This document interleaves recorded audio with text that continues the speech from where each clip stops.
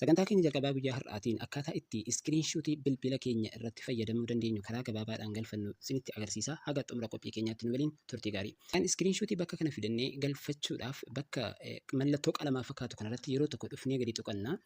Erga gadi tuqannee booda as keessa jiraachuu isaa adda baafanna argaa jirtu yoo ta'e hin jiru. Akkasuma gara olitti gubbaatti oloofniitiyyuu bakka hold and drag to archives kan jedhu kun warroottan hin seenne kun as keessa ni jiru.